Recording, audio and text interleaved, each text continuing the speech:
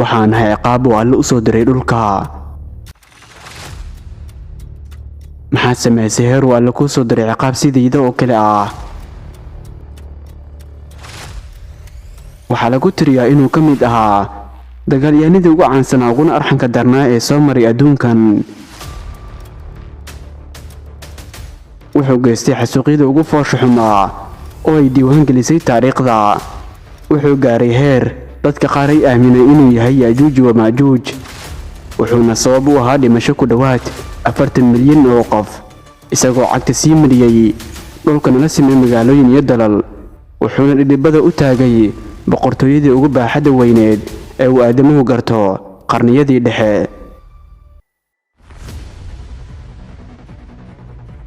waxaan ka hadlaynaa Genghis Khan, ninkii isku naanaysi jiray boqorka boqoradooda.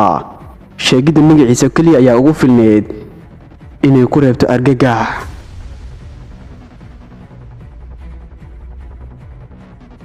magacaygu waa Diin Xuseen Shaab, halkani waa kanalka iftiinka. ku soo dhawaada daawadayaal muuqaalkeena maanta.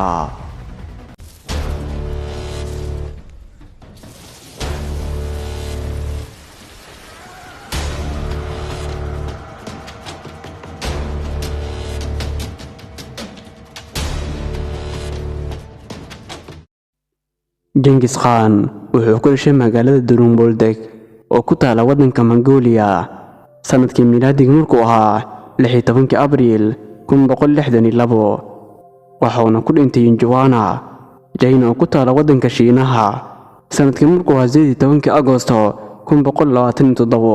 waxaana cimrigiisa lagu qiyaasaa 65 jir ilaa 70 jir. Genghis Khan ayaa taariikhyahanada qaar waxay ku tarjumaan inay tahay naanays macnaheedu yahay dunida qofkii ugu sareeyay ama boqorka boqoradooda, balse magaciisa rasmigana waa Temujin. ama Genghis Khan wuxuu ahaa nin hogaamiye halyey ah oo ciidan hogaamiya. wuxuu kaloo abaabule bulsho siduu rabo bulshada u kiciya kana gada waxa uu rabo, sidaa darteed ay bulshada badan ku xirnaan karaan. sidoo kale wuxuu ahaa ninaan arxan lahayn, weliba manaxa ah aanan naxariis lahayn. Temujin waxaa la sheegaa inuu ahaa agoon kuna soo barbaaray agoonnimo. aabihii isagoo yar ayaa la dilay, reerihiisana la laayay. markii uu weynaaday ayuu isku soo aruuriyay dowlad uu ka noqday boqor. Genghis Khan wuxuu go'aansaday inuu samaysto boqortooyo fiican.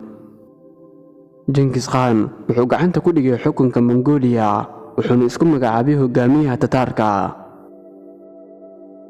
Genghis Khan wuxuu aaminsanaa in dunida oo idil hal qof ka taliyo, dadka dunida joogana ay u hoggaansamaan ama ka dambeeyaan ninkaas. waxyaabaha uu caanka ku ah waxaa ka mid ah ma garanaynin ballanta, mana kala jecla haddii ay dowladdu ballan la gasho iyo haddii kaleba.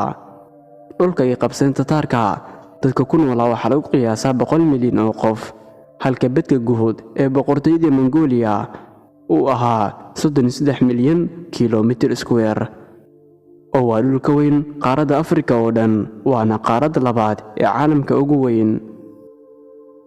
22% dhulka caalamka wuxuu gacanta ugu jiray xilligaas dowladdii Tataarka.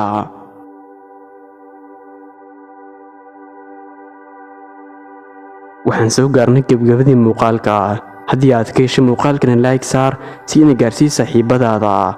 haddii aad nagu cusub tahayna inagu soo biir oo rukuma janalka si ay kuu soo gaaraan muuqaalada aan soo gelin mar waliba. intaynu ku kulmi doono kan iyo muuqaalkiis xiga. في أمان الله والسلام عليكم ورحمة الله وبركاته.